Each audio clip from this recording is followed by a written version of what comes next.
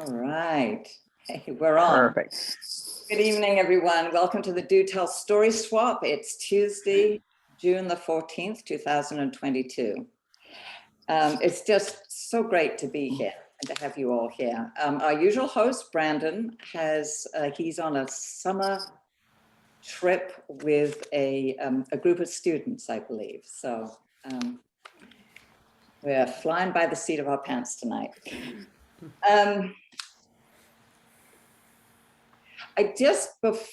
As we begin, I just want to tell you all, I'm not sure if everyone knows, but Mary Turner, Meg's mom, died on May the 14th. As we know, Mary was a great teller, and we just enjoyed her stories so much.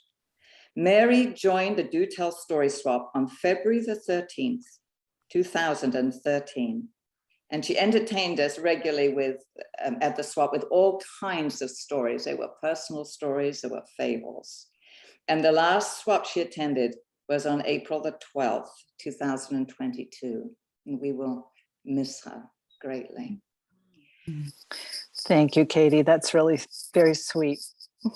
And well, we are all sending our love and support to you, Meg. Thank you. John Christian is very kindly producing a video entitled Honoring Our Elder Storytellers, and Mary will be a part of this. Right now we have Cal Johnson, Rosemary Hayes, Claire Morris, and Martha Shogren. And then when this video is complete, Meg will put it up on the website, and she'll let us all know that it's there for us to see. Mm-hmm. So I think we are ready to begin. So our first teller will be Cher Christian. And I'm just going to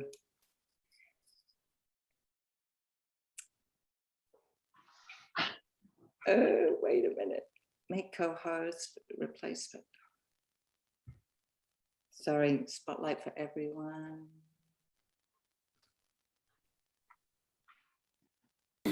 Sorry about this, replacement.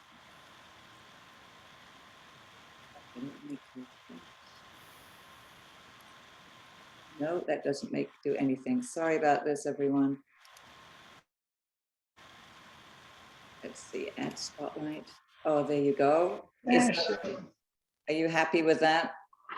Being a half screen, or are you full screen? Share. It's fine. It's fine. Okay. Oh, are you recording? It's all recording, yes. Okay, good. Okay. Alrighty. So I'm going to read a poem from my book and then tell a story. And this is a poem that I'm going to adapt to Mary, to honor Mary. It's called Spirit's Flight. Death can come on padded feet despite our fierce protest. Embrace a loved one and take her to another world of flight and imagination where the body cannot go. We sense her becoming one with all things, flying with the ethereality of wind. We're still anchored in this place of solid form, wondrous evidence of spirit. We look for her in earthly terms, a ladybug, a butterfly, a brush of feeling that tells us she is near. Her sweet self still appears in our minds, so a part of us will not believe that the person we saw and held so many times, talked to short days ago, is gone. Mary was such a vibrant presence in our lives that we Shakti would keep her here. If not her tenacity, the power of our love and future plans would tether her to this world where we could touch and dance, pour out our hearts in long talks, look into her eyes and hear her precious laugh. The rest of our days, we must be content with moments that no longer contain her beloved physical being. For the sake of life, hers now gone, We keep her in our hearts, embrace her spirit, to express more love, embody her passion through exuberant delight in living, and let her go.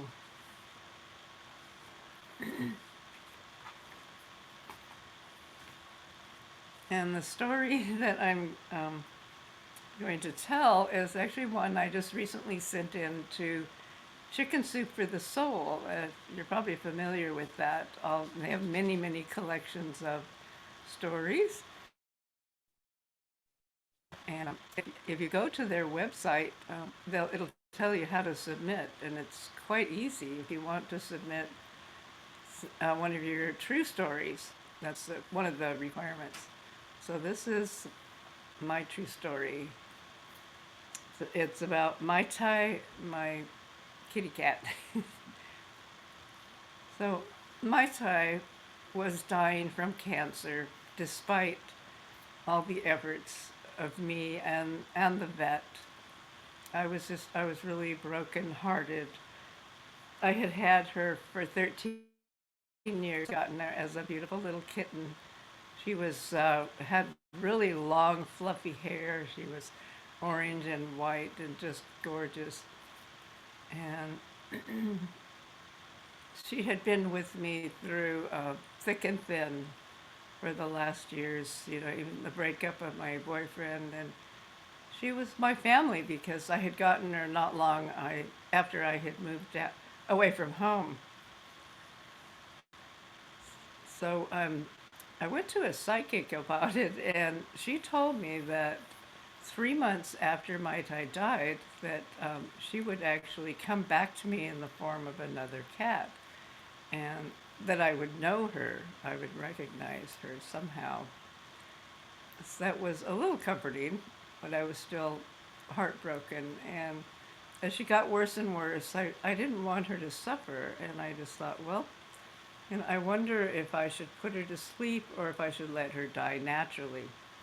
Then I had this dream. I dreamed about a candle just burning down until there was nothing left. So to me, that meant that I was just to let her die naturally. Then, maybe a couple of days after I had that dream, um, Mai Tai disappeared. She, she was gone. And before she disappeared, though, I had told her that I was kind of comfort myself. I said, just think you'll be able to fly like the birdies when you die.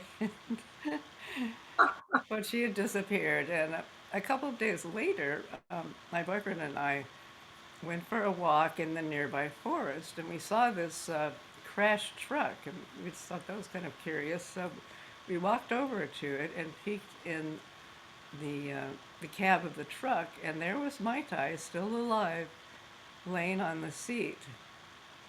And so we had like a little ritual, little ceremony to say goodbye to her and told her how much we love her, and just left her there. We figured that's what she wanted.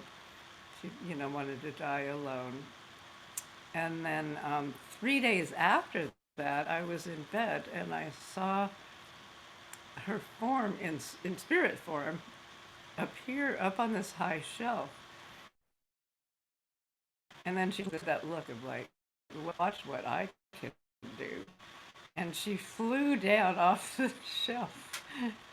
And so that was the last time I ever saw her in her spirit. Of course, I dream about her, or the physical form. That was the last time. And then 3 months later, a friend of mine at work told me that her friend's cat had just had kittens the night before. And I thought, I wonder if one of those cats is Mai Tai reincarnated. So I started going over to the friend's house and visiting the little kittens.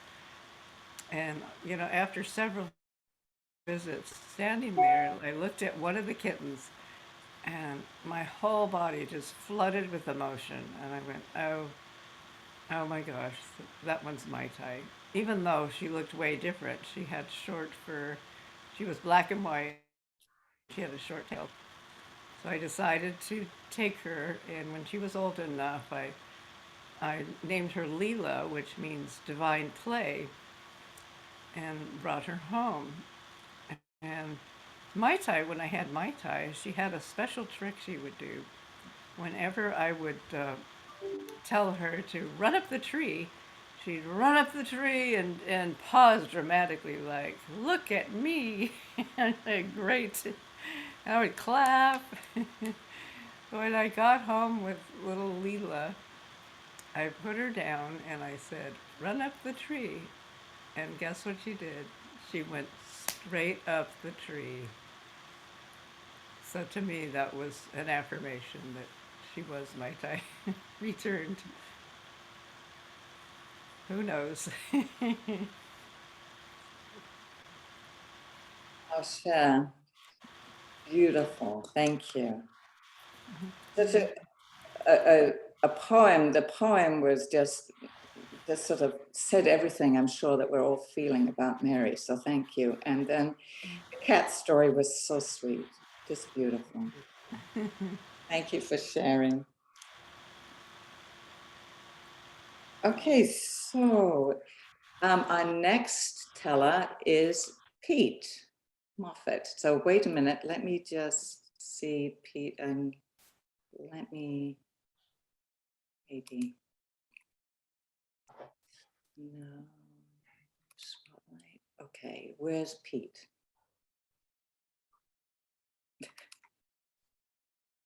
There Are you you are. ready to go? Or No. Let's put you on. There you go. All right. So Pete, welcome. thank you very much. I appreciate it. I enjoyed this group last time, and this is my second. So this, I was called Pete Moffat for my entire whole life. There was no time that everyone was confused that I was called Pete.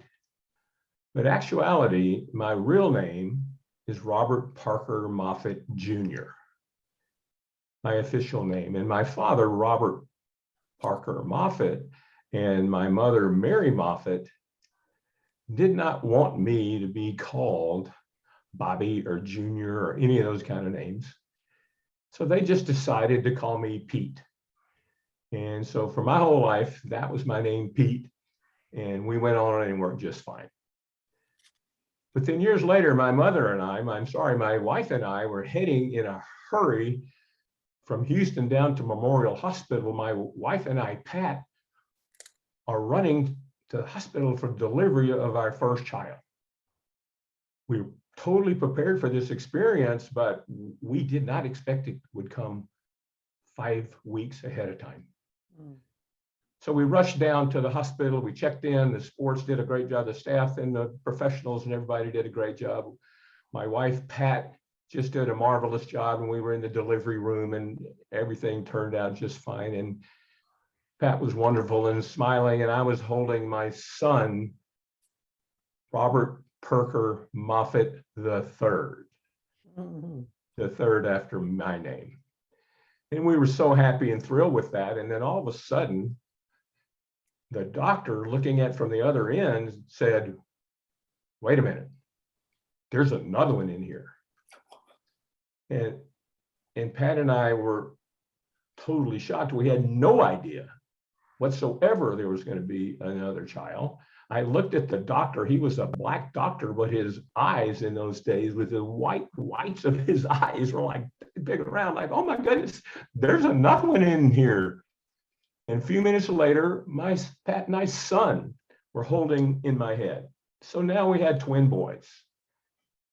And it was just a big surprise. You can imagine all the things that try to come to your mind right away, like all the things that you have to do and all the things, the impact it would have on your life. Oh my gosh, 2 children all of a sudden. We had no planning for all of that. So we start working on that. But one thing that came to my mind right at that time that really surprised me, with everything else going on, I recall an experience when my younger childhood, when my mother compared me very unfavorably to my older cousin, Chuck. everything that Chuck did was better than me as far as my mom is concerned. His classes, his muscles, his school, social council, everything. And so it was just really painful for me. The rest of my life was happy, but that was an awful thing for me. And I remember saying that if I ever had more than one child, I would make sure there would ever be any comparison of one child to the other. That would never happen. Yeah. So that flies through my head when everything else is going on. But now we're standing here and we have two boys, but one name, Robert Parker Moffett the third, but no other name. We had no expectation. So the hospitals actually took us 3 days. They named them A and B. Both the boys were named A and B until Pat and I got to working really hard and we thought about all the choices and we finally came up with another name for our second twin. His name was Thomas Grant Moffett. Tom, my best buddy, Grant was my wife's father. And so Thomas Grant Moffett and Parker Robert Moffett III, those were the names and we were happy with it and everything worked out just fine. We moved along, everything went great and we did our best to make sure we treated the boys equally in keeping with my first commitment. Now it turns out the boys were about 8 or 9 and my wife Pat and I decided now was the time to let the boys know that you, Pete, were adopted. They had never heard that until they got that age. We decided they're old enough, it's time for them to tell them that I was adopted.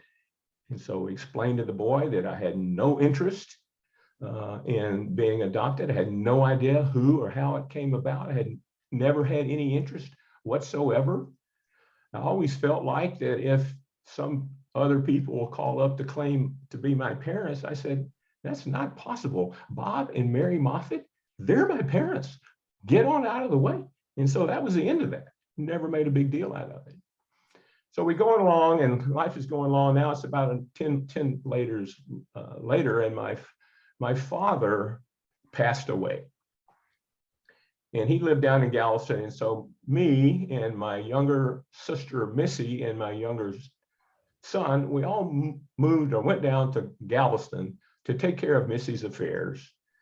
Chris and I were moving the furniture out of the room into the trunk. My sister Missy was looking around the place and the paperwork and everything, but she found a memorabilia box. And so we were kind of listening and she was moving on. Yeah, here's your big fish contest and your dad's big fishing award and your Boy Scouts and all these other things that you got. We were so proud of. And then all of a sudden, my sister Missy, she got very quiet. And she said, hey, Pete, we found a piece of paper here that we had no idea was here, never seen. She said, your biological birth certificate is in this box. And do you want to know what your biological name was? Of course, another, huge shock. I said, I don't really know. I was really not that interested in my dying answers. And so I really don't think it makes a difference what their kid is. So I guess it doesn't matter. So yeah, go ahead and tell me what my biological name was.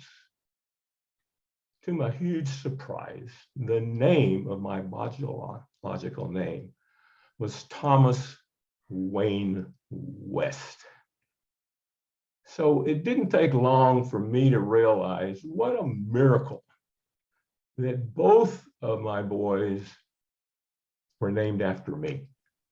What a surprise. What are the chances?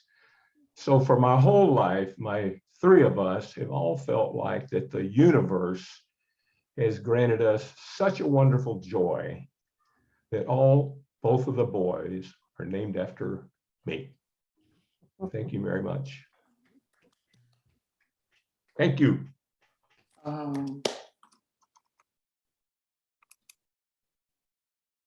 Thank you, Pete. That was just wonderful. Thank you. Thank you. Thank you. What a surprise to have. No kidding. I mean, what are the odds? I mean, honest to goodness, what are the odds of all of these things to come along and all of a sudden in this box, Geez, what a dream. Both of my kids, I didn't want them to ever be treated one better than the other. And they both were named after me. Ah, it made us all so happy. That is such a great story. Thank you so much. Thank you, thank you. Wonderful. Thank you again. Okay. So now let's see, spotlight for everyone. Okay, so I think our next teller, look. Well, we have Vicky or Genevieve. I know that you want, Genevieve, did you want to wait a little while? Did you want to wait till after the break? If that's possible, yes. Sure. Vicky, do you want to tell your story now? Are you up for that? With you, Vicky?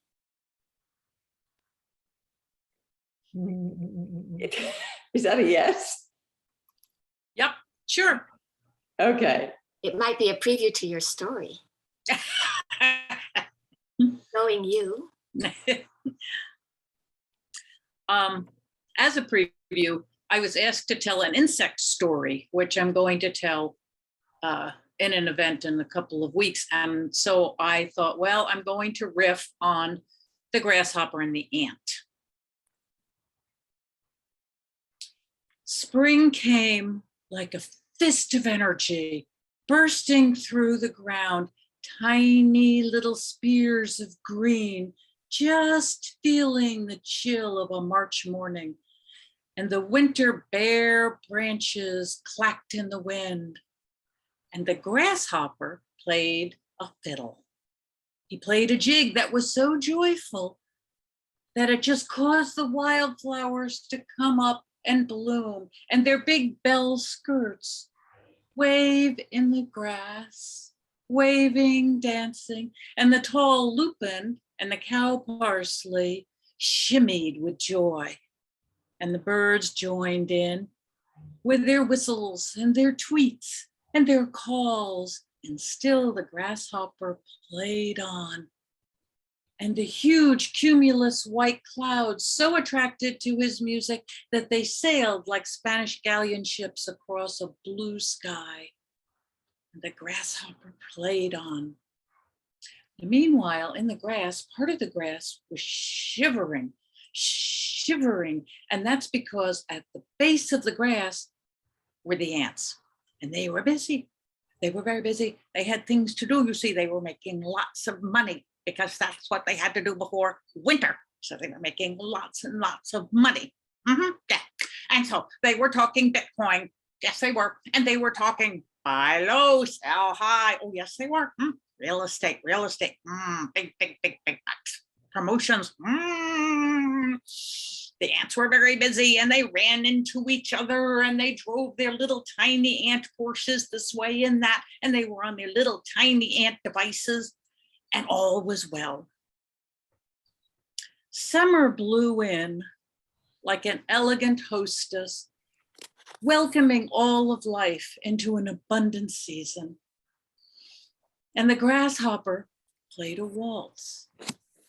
And the weeping willows bowed down so that delicate fingers followed every ripple of the streams. And those still palms, why there were water striders doing their Fred Astaire moves across the water, this way and that.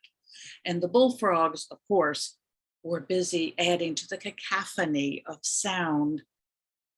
And sometimes at night, the stars would get even brighter because they just had to hear more of that beautiful, elegant music. And the grasshopper played on, and the bees buzzed and looked for nectar to create honey, more sweetness.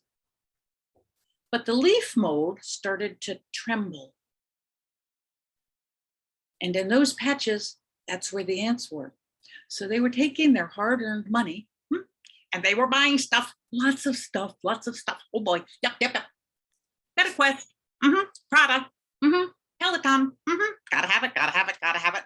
And they were hoarding. They had their Amazon Prime, they had their club cards, and they were hoarding like crazy little animals. Woo, we're so rich, we got lots of stuff. And one or two of them would come up to the grasshopper and poke at him and say, aren't you going to do anything? Winter's coming, you should do something. And the grasshopper would graciously stop playing and bend down and look at them very earnestly and say, I am doing something. And the ants would go, I don't know what you're doing, but it's not getting ready for winter. And off they go, banging into each other and looking to see who had more stuff than they had. Well, autumn came, and it crouched in the darkest corners and grew cold and damp. And the earth grew harder and the sky grew gray. And the grasshopper played on an adagio, a theme that would break open the heart of a rock. Joy and sorrow simultaneously woven together. And the cold hand of deathly winter would creep up only to hear the music. And as the dawn came up, withdraw, leaving a filigree of white lacy fingers on all the grasses. And the grasshopper would play on. And even in the trees, the leaves would put on their most beautiful colors that they could possibly imagine. And listening to the music, they gained the courage to let go and to float, free fall to their death. Dancing the whole while, swirling, twirling, this way and that until they landed at the very feet of the grasshopper. And their summer bright colors reflected back boldly to the gray sky, and the grasshopper played on. The ants, meanwhile, had their McMansions, and they had lots of rooms. They had more rooms than they knew what to do with, lots and lots of rooms. And they had all their stuff. Oh, they had storerooms of things that they had piled up. And they had lots of games. They had their MetaQuest, they could put that on. They had their 18,000-inch TVs they could watch in their entertainment rooms. And they had all the things they could possibly want to be happy, happy, happy. But they weren't. Something was missing. They had everything, but something was missing. And that made them crabby. Very crabby. What's the matter with you? Get away from me. You're an idiot. Leave me alone.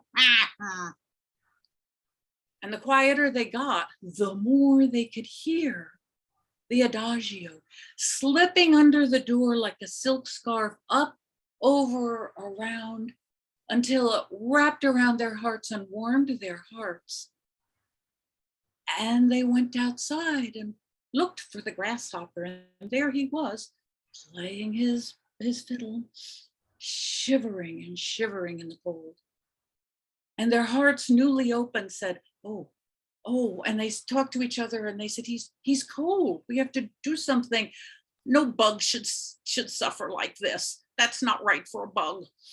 And so, being ants, they got together in community, and then they all broke up with their own plans. So some of them went off and took apart their 15th guest bedroom into pieces and took it to a sheltered cove. And others went into their storerooms and loaded all their extra food up on dollies and rolled them out. And some of them sat around thinking, I don't need 3 mid-century modern West Elm sofas. Maybe the Phoenix Rose one could go, and off that went until the beautiful house for the grasshopper was finished. And they said, come into your house. Now this is your house. And the grasshopper was so happy to have a warm place and shelter for the winter and all the food he could want to fill his stomach. And the ants were grateful to be able to give a gift and have all the music they could want to fill their souls throughout the winter. And the grasshopper played on. Oh. That is, How long was that? that was just 8 minutes. Okay, good. Wow.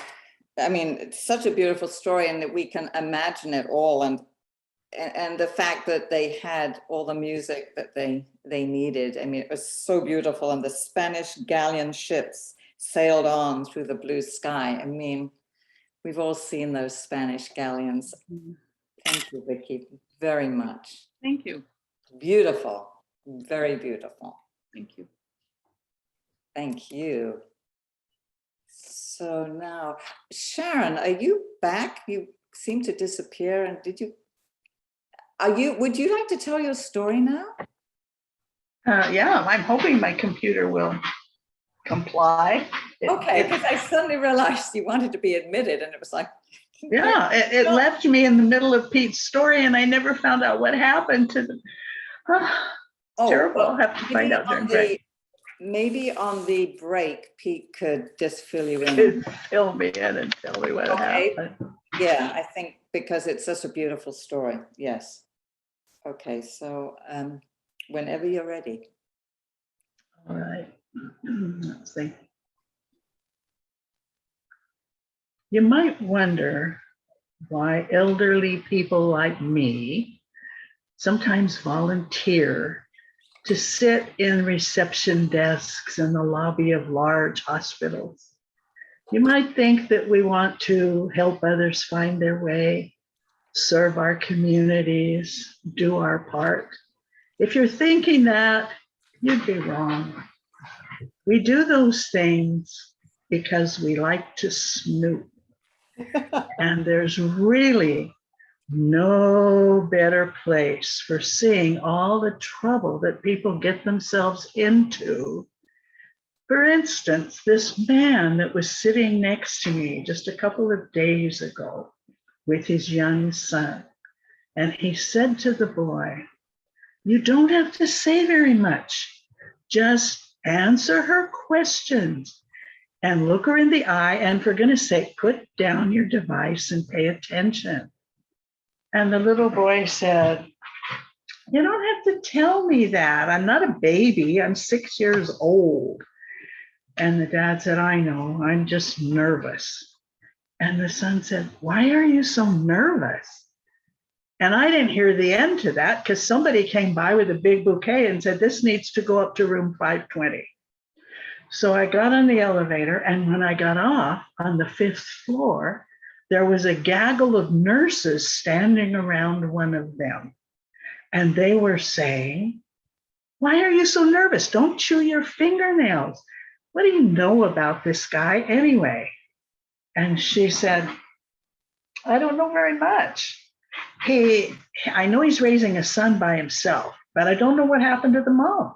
I don't know if they're divorced or if she died. I really don't know a lot, but I think I like him. And we've only been talking for a couple of weeks."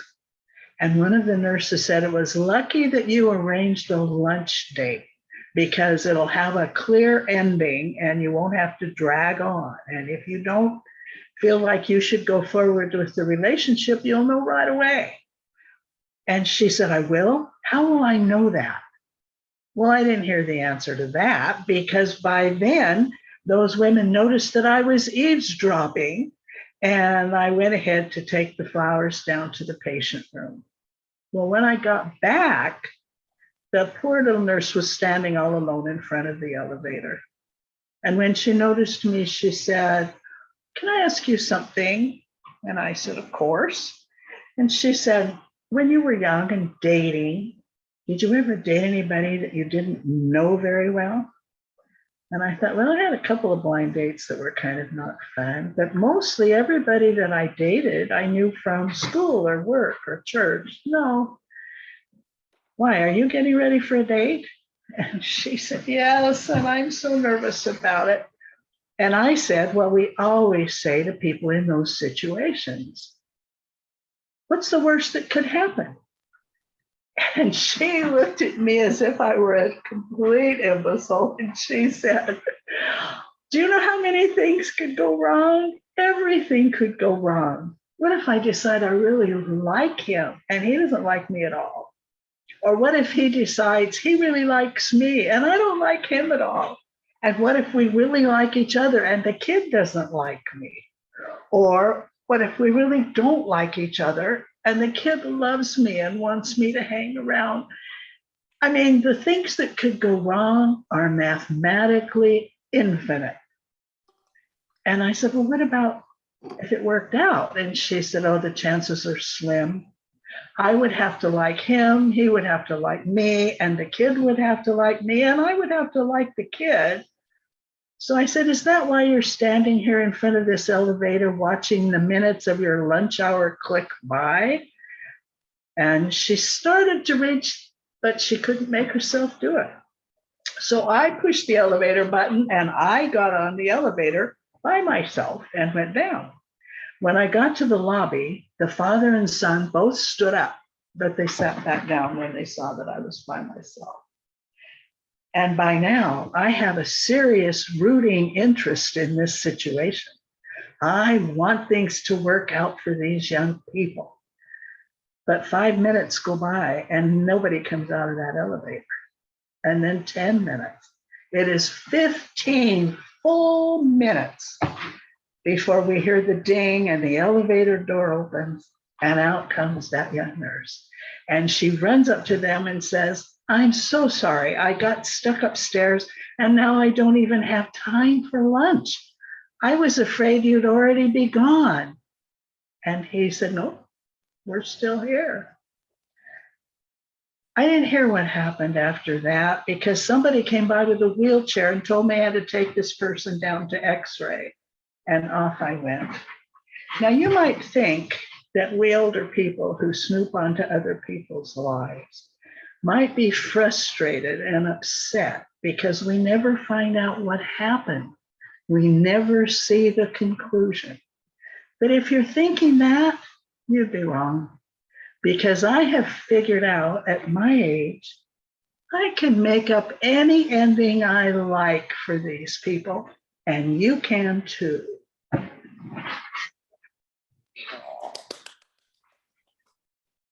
Wonderful. Thank you, Sharon. You're welcome. I vote for a happy ending.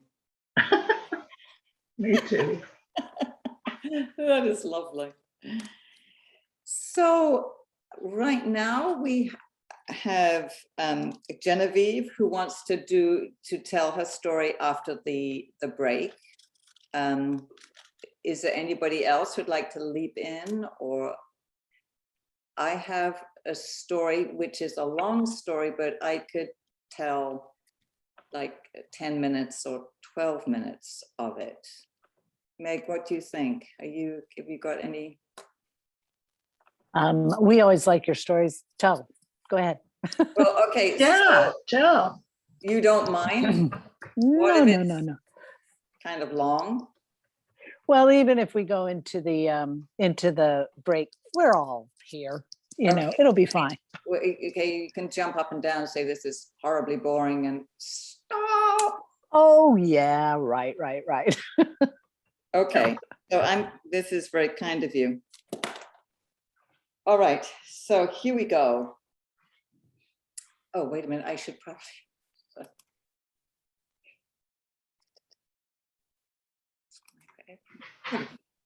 All right, oh, I'm sorry, stop.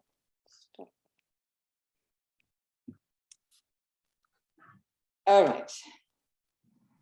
Well, hello there. I'm Shirley Ann. I come from England, a small village. Oh, it's lovely. It's very attractive. And it has a pub, a church, a common ground, and on the common ground is a cricket pitch, and it has a parish council. Now, these are all things that figure into the story. Several years ago, I discovered I could talk to trees, and at the time, I thought I was rather special, right? Now, in this village, I look after 2 apple orchards.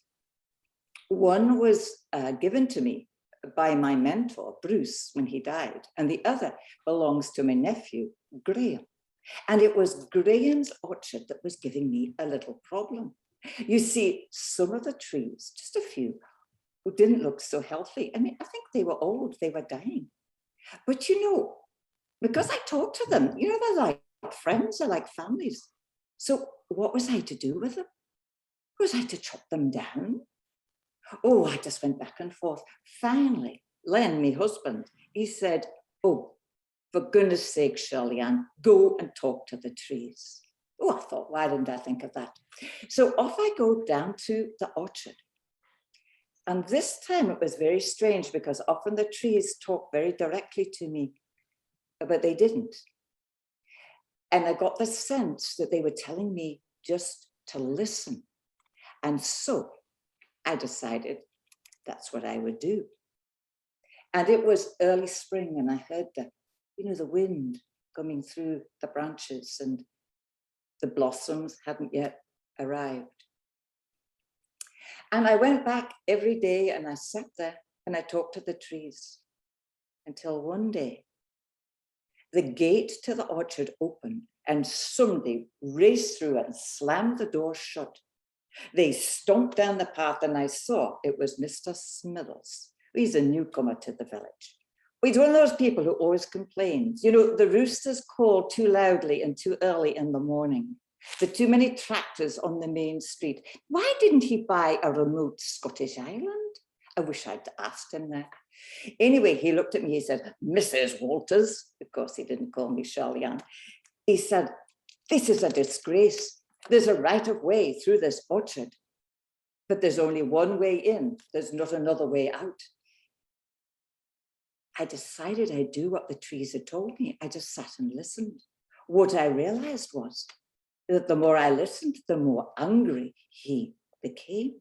And finally, out of his pocket, he drew this map. He brought out this map and it said, this map is dated 1820 and there is a right of way through this orchard and you better make amends and have that right of way, amended. Well, nobody has ever talked to me like that. I was shocked. And then anyway, he turned around and he stomped out of the orchard. Well, after he'd gone, I left, of course. I apologized to the trees. But instead of turning left to go home, I turned right. And that took me to the pub. Now, I am not a drinker, but there are times when I do need a drink. So I went into the pub. Well, you can imagine, Jim, the landlord, was really surprised to see me, but very professional. He was very welcoming. He says, come on in, Shirley Ann. But then he could see, he says, oh, I think you've had a terrible fright. I'm going to make you a drink. Oh, he says, a double gin and tonic. So he sat it down in front of me and I sat at the bar and I had a sip. All right, I had a gulp. Oh, I felt so much better. But then we heard someone else was coming into the pub. Oh, dear God, I said, don't let it be someone I know. I didn't look up, but I heard Jim say, oh, Reverend Ian, come on in. Oh, dear. And then Jim said, Reverend, will it be your usual? What thought? Does the vicar have a drinking problem? Anyway, it turns out his usual is 2 oranges, freshly squeezed oranges. Anyway, the Reverend Ian turned to me and he said, Shirley Ann, I saw you from my car driving along the road. You looked like you'd had a terrible fright. So I told them both what had happened. When I got to the part about the map dated 1820, Ian began to laugh. He says, I'm sorry, Shirley Ann, but do you know how old this village is? He says, I used to be an archaeology student. Well, I was an archaeologist for a few years. This village is ancient. I did some research on it. I mean, hundreds, thousands of years old. 1820 is like yesterday to the village. He says, don't worry about it. And he looked up at the sky out of the window and he said, yes, I was an archaeologist before I was called. Oh, I said, Ian, do you talk directly to God? And he looked at me and he said, oh, Shirley Ann, do you talk directly to trees and they talk to you? Well, of course I had to laugh. So he said, would you leave this problem with me? I have a lot of friends still who work in historical records, archaeologists. We can figure this out. So I did. I left it with him and he worked on it really hard. Now it was May. Okay. Mr. Smithers was getting very agitated by this and was talking about hiring a solicitor. That's a lawyer. Anyway, sorry, my husband Len said, you know, Reverend Ian has been so kind to us.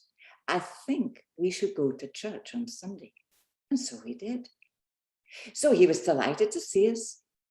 And he took Len aside and he asked him a question. And I said afterwards, what did the Reverend ask you? He said, oh, he wanted to know if I had a favorite hymn. I said, do you have a favorite hymn? He said, of course I do. You know, isn't that crazy? I've known Len for over 30 years. I had no idea he had a favorite hymn. Turns out it's Onward Christian Soldiers. We sang it at the end. We certainly belted that. Oh, it was wonderful. Well, as we were leaving, Len asked Reverend Ian, he says, I would love to come back, you know, every Sunday, but cricket season is about to begin. And if we have an away game, I won't have time. But could I just come when we have home games?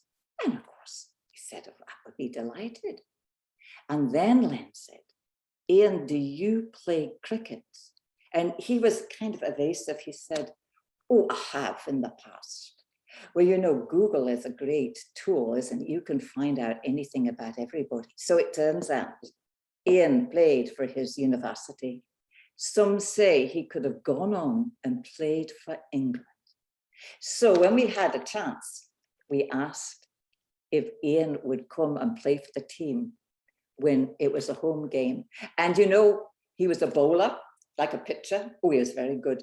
And when he played for the home team, we always won. We always said it was because God was on our side. Well, everybody had been so upset about what Mr. Smithers was doing that the chairman of the parish council decided that an extraordinary meeting, that's what it's called, an extraordinary meeting must be called because the parish council is in charge of all different things. One is rights of way. And before you can take anything to a court of law, it has to go through the parish council. So a meeting was, we were given the date and we were in the time. And so we all turned up at the parish hall. Well, normally, you know, we're very casual, but on this occasion, we all dressed up, even Mrs. Smith. Now, Mrs. Smith usually arrived in her apron, you know, because she just cooked dinner, and her slippers, but not tonight. She was wearing a beautiful dress. She had shoes on with little heels, and she had a shopping bag, and she whispered to me, she said, Charliane, I know we're not supposed to bring drinks into the hall, but I've got me thermos of tea because I'll need to have some tea during the meeting. And I got me slippers for afters. I thought, for afters? But then it was the chairman.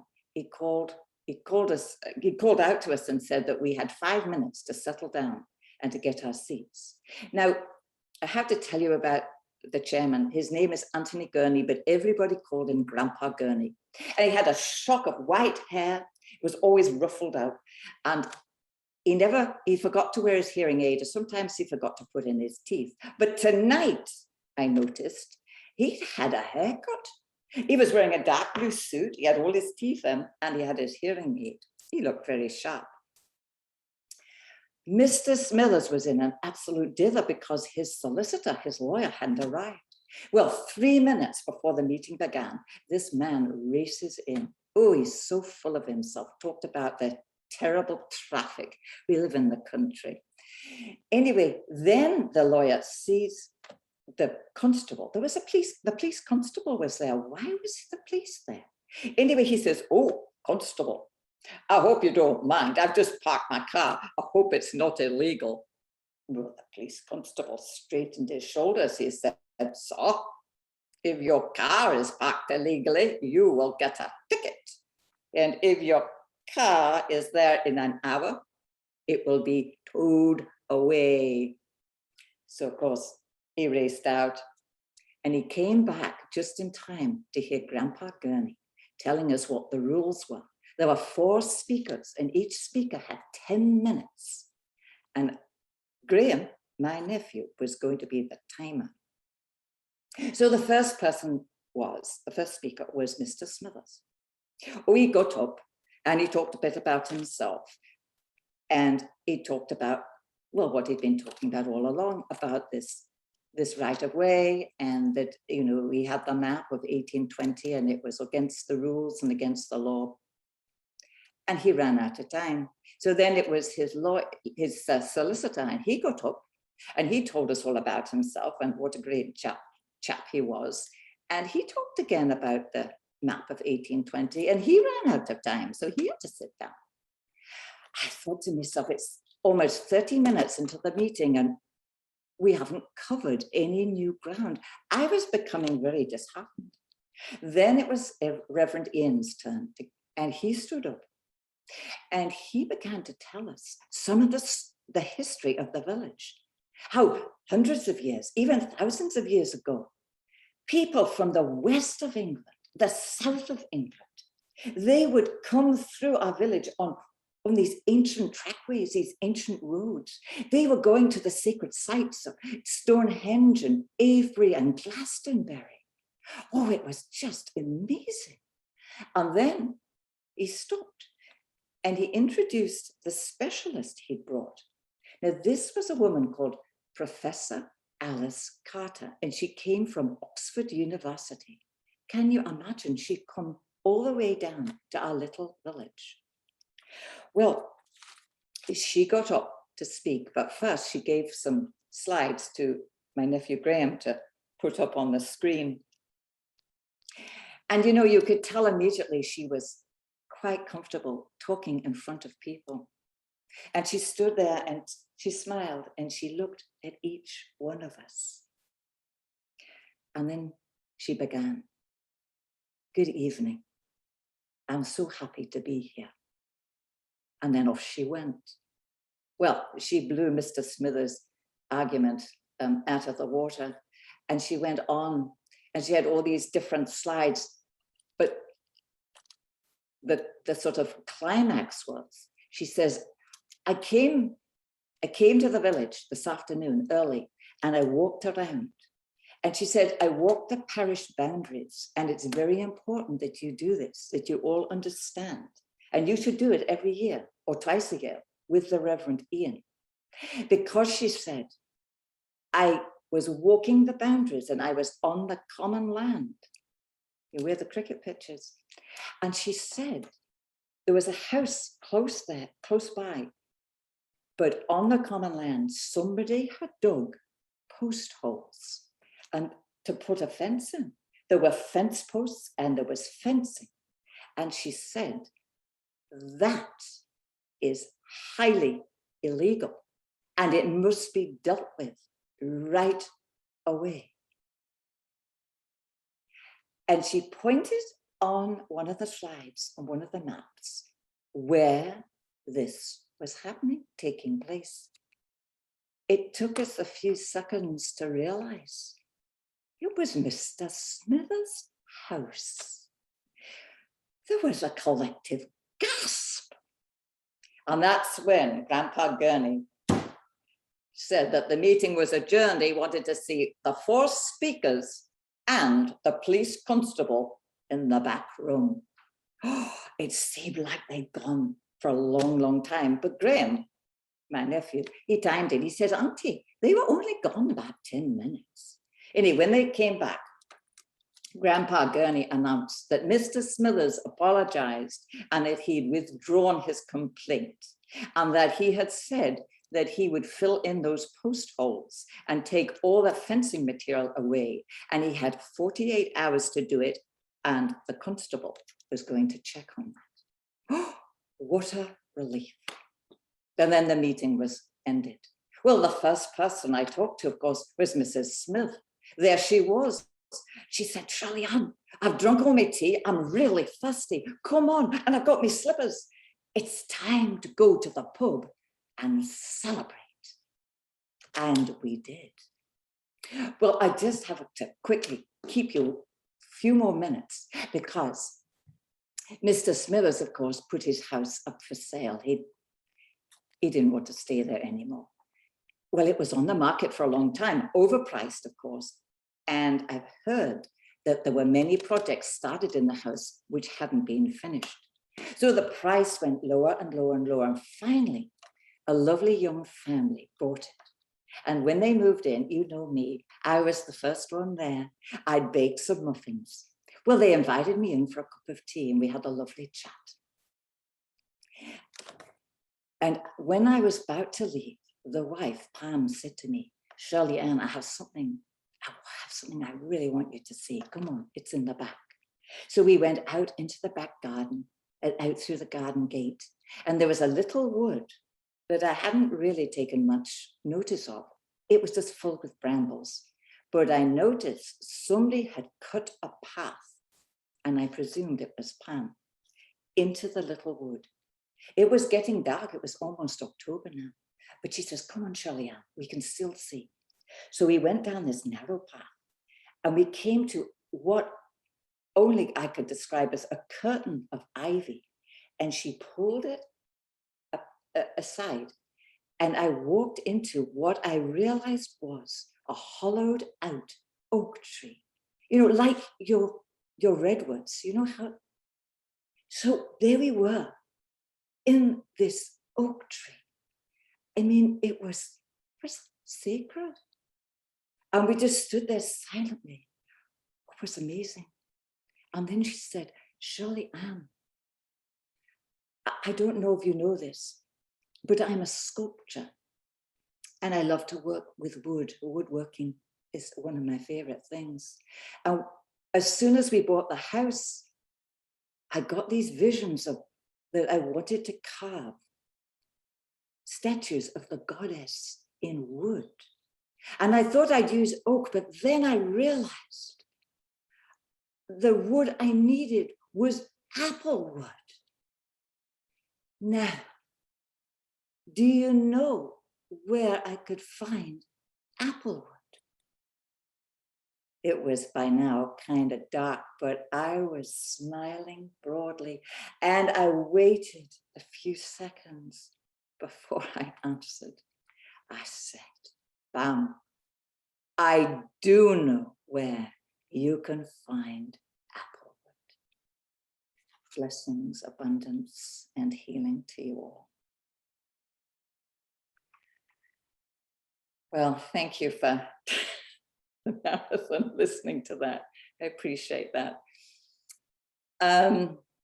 It's 8 o'clock. We should take a break.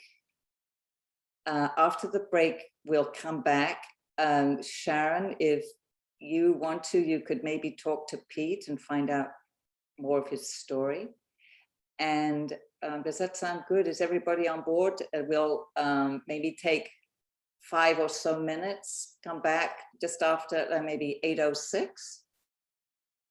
And I shall try and stop the recording and remind me to start it. Okay, thank you, everyone.